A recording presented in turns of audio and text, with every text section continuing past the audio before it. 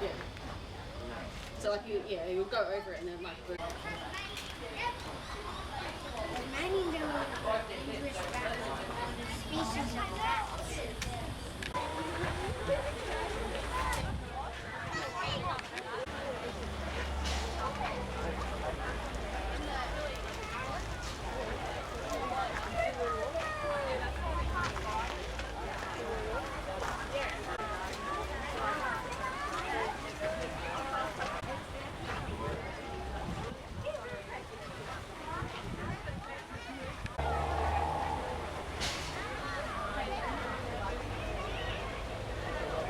So we have 9 different types of boomerangs spread over Australia because of, as I said, the different designs. So with this type of boomerang, our non-returning ones, there's 6. And all they are, they just have a slight different curve or a longer curve. And sometimes they look like the number 7 as well.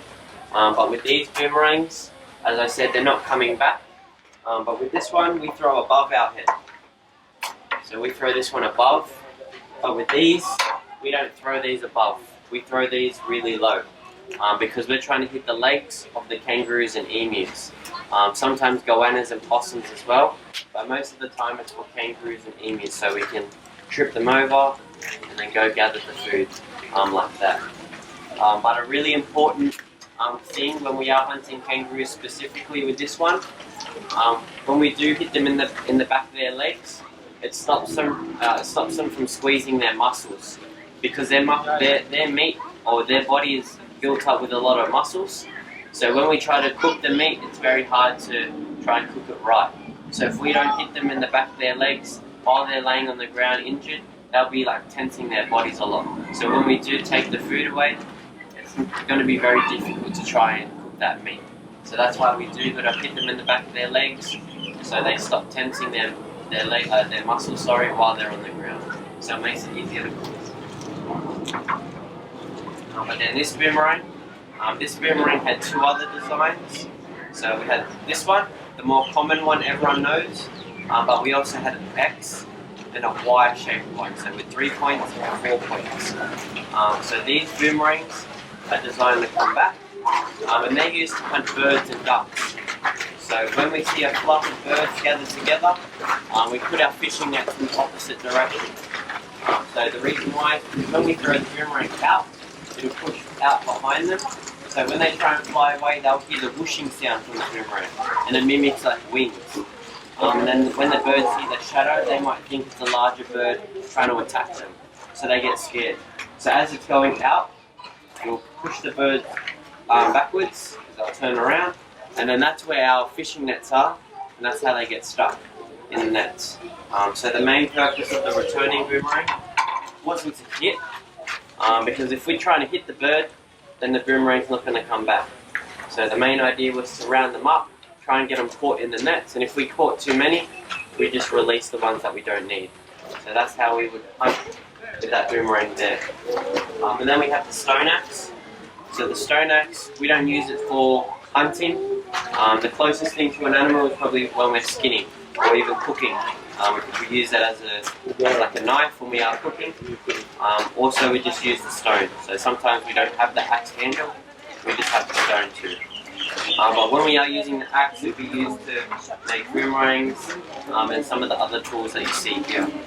But when we are making boomerangs, with these ones, most importantly, we can't just have boomerangs that look like this.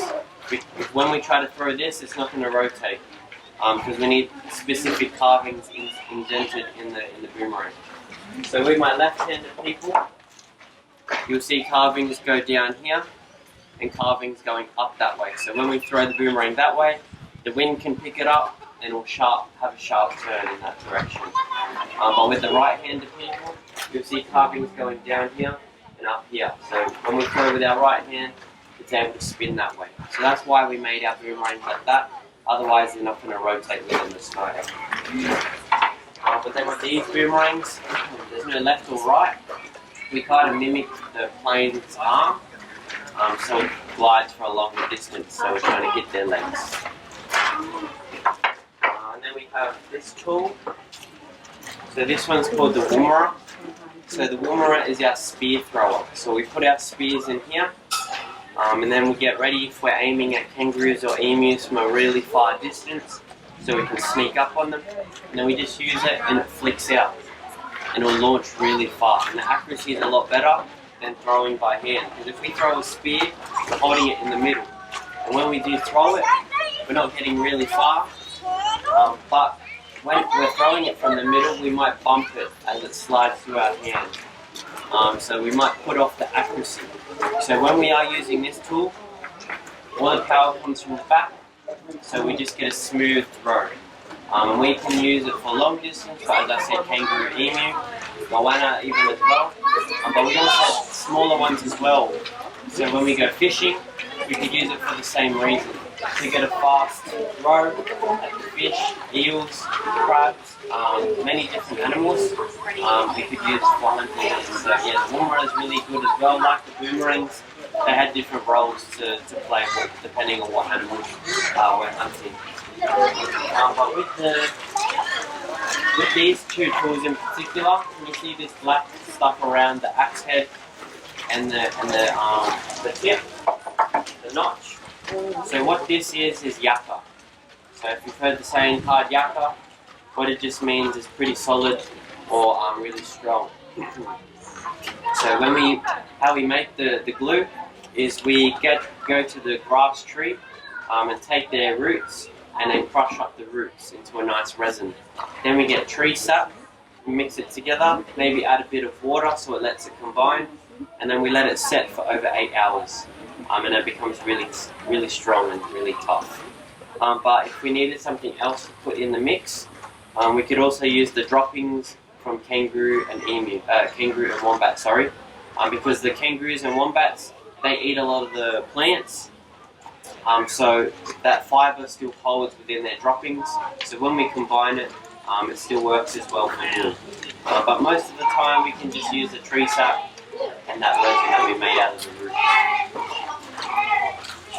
And then last from me, we have the emu collar.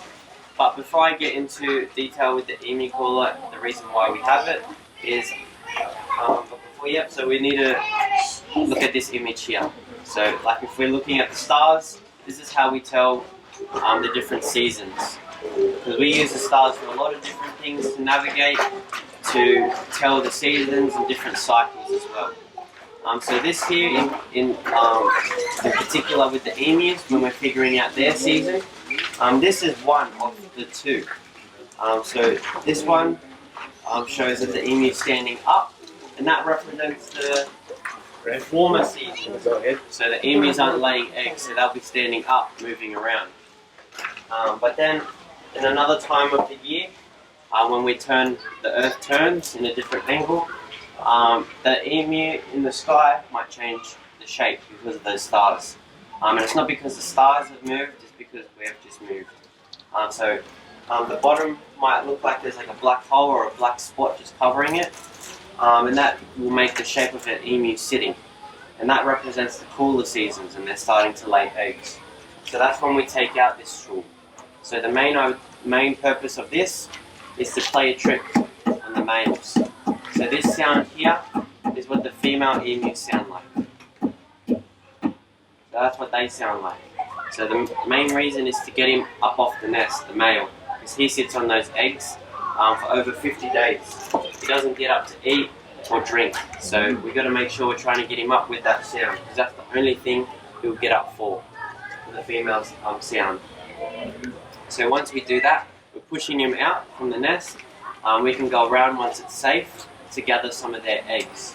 But we can't touch the eggs with our hands. We have to get a branch or we weave out of the leaves, a broom-like tool, and weave and sweep out the eggs. So yeah, and then we'll hover our hands over those eggs to test the temperature, because we like to leave the warm ones because there might be a baby inside.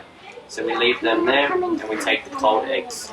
So yeah, then when we do eat, we don't take a lot of them. We only take 3 at max, never more than 3, 2 or 1. Now that's how many we take normally. But emus can lay 7 up to 14 of those eggs. But yeah, we never take more than 3. So yeah, when we go back home, Even if we do take one emu egg is probably about this big, about that big, and it's equivalent to having 12 chicken eggs. So that's why we never took as many, because of how many it can feed at once. So yeah, it's really good to take some emu eggs every now and again to feed a lot of people. That's all from me. I'm going to hand it over to Kaya, she'll go through some of the other tools as well. It's used for an instrument, so people normally play this to think about heart. So obviously when we're moving around, our heart will get faster, moving will get faster, and if we're slowing down. So basic instrument. They'll be used for ceremonies, dance, whenever we want to sing song. This right here. So this is made from stringy bark. It's a rope. We can also make bags and big fishing nets. This is what it looks like when it comes off the tree, and then we can either pull it apart so it comes off like that on our leg, and then weave it. So we've got rope, bags, fishing nets.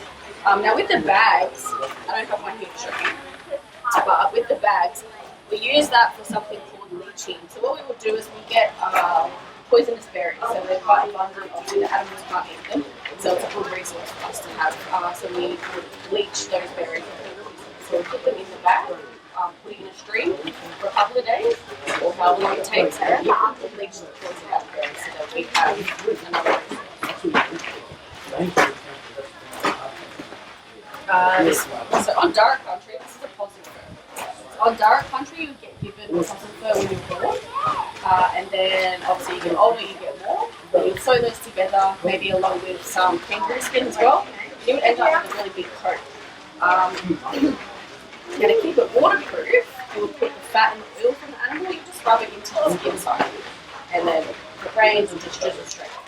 Now in summer, if it gets a bit too hot and you do something to cool you down during the sun, you can get the ochre, so like our Aboriginal paint. It's like a rock clay, so you crush it up, mix it with water, and you can put like a thick paste on the skin side and put it onto your skin and actually keep it. Now if I put it in this tool, which is called a coolaman, I can actually use this for my newborn baby. So we like baby's first bed basically. I have a free arm, you can carry the baby around as well. And because of the shape of it, you can rock baby. Back to sleep. And so the coolaman actually has immunity to different uses. So I can carry fire in here because it's a gum. It's really quite heat resistant. They'll take a lot to burn. If I needed to move my fire, I can scoop up the coals. I can move it somewhere else. I can actually cook in here. So I could put my emu egg in here if I needed to. I can get some native seeds and grind those up and mix it with water and make damper with bread. Shovel. If I needed a shovel or a paddle, if I needed to post berries and need water, and I needed a paddle for my canoe.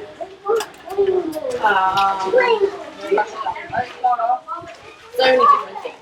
Now how I get this is I'll grab the stone axe and then I'll just go up to the tree. Like that, cut out the shape that I need. You kind of cut into where it feels a bit harder, or like the heartwood, we call it. And then give it a couple of days, it'll end up like popping off. Or if you've ever seen the big, you know the big, you see like the big like circle like the knob things on the trees.